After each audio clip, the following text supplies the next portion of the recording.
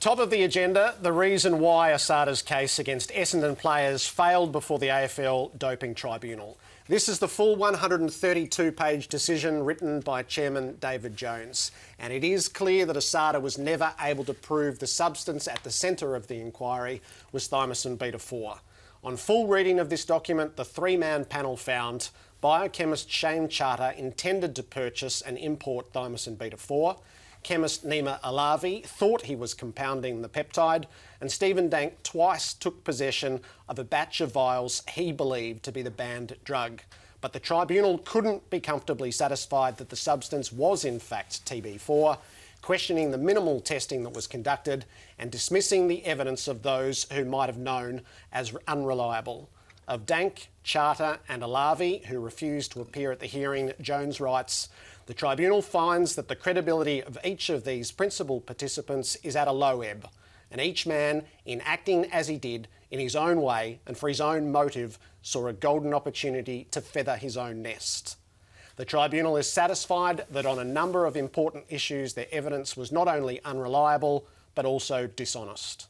Jones describes as extraordinary the lack of a single record of the large number of injections at Essendon, believing that had the club acted as a responsible employer, it's highly unlikely such proceedings would have been necessary. And he notes Dank was treated like a god when it came to the supplements program.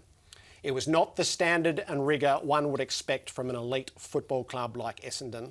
It was not subject to rigorous supervision and oversight in its formulation, implementation and execution.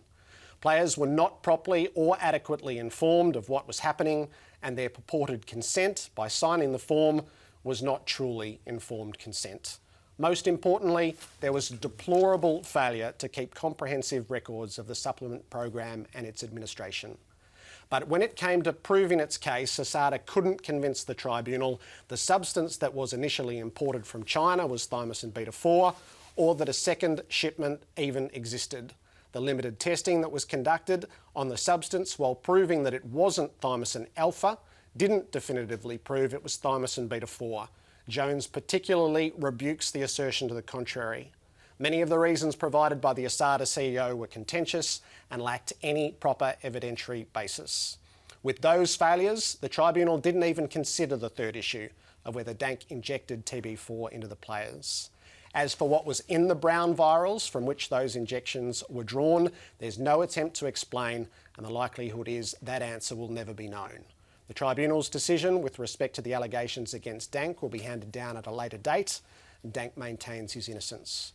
Further detail from the judgment has been published on the Fox Sports website with links from Twitter. We've got to a point, and I can only speak for myself, but I feel like the club's got to a point where it doesn't matter what you say on this show, it doesn't matter what you write, it doesn't matter what anyone writes or says. We know what happened. We know the players are innocent. We know they haven't done anything wrong. And we know that the players will get found innocent again.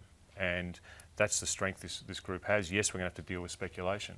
But as a group, you know, what you write in the paper, what someone else writes in the paper, what you say on TV, it really doesn't concern us anymore. It's about how we feel as a group and go out there and play football and deal with things off the ground. You don't really know what happened though. If you did know, this would have long have been over. If you could prove what the players took, you wouldn't be facing charges regarding thymosin beta-4.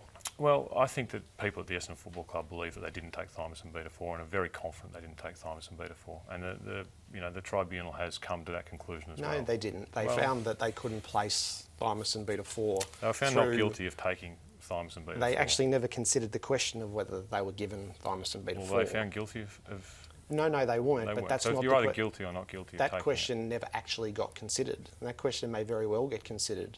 Okay, and I think they'll get found not guilty again of that, Gerard. Do you have the moral authority to continue as coach, given you're in the position of authority when this program happened and these players have now had a third season deeply affected by it?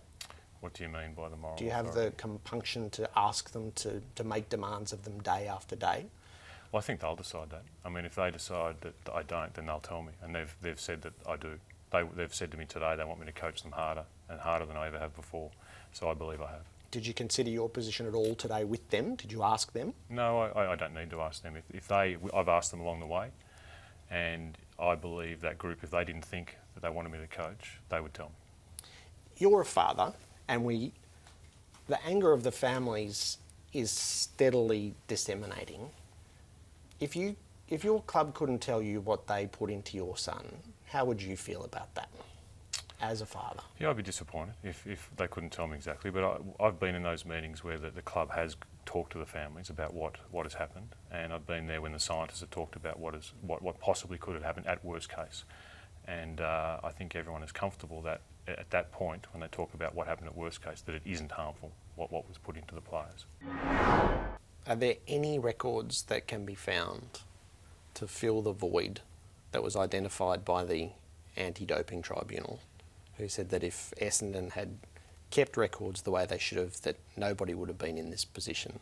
Are there any records to be found here? Well, I've seen records of players having taken thymomodulin. Now, I don't know, and those records were given to Ian Robson, who gave them to ASADA, and ASADA, I understand they have those records of Essendon players taking thymomodulin. That is all the records I've seen of thymomodulin, thymosin, thymosin beta-4. There are records of Essendon players taking thymomodulin. And why does ASADA say they haven't got them? The anti-doping tribunal said they didn't have them, and they also dismissed that it could have been thymomodulin. It was either TB4 or God knows what. Well, I've seen a spreadsheet of players with thymomodulin written across the top, which was given to Ian Robson, which was then given to the ASADA investigators. So it's not Essendon who's destroyed anything. That was given to the ASADA investigators. That's a big accusation, James. It's not an accusation, it's a fact. Done? Done. James, thanks for coming in. Thanks for coming in. Thanks, guys. James Hurd, the Essendon coach, with us on AFL 360.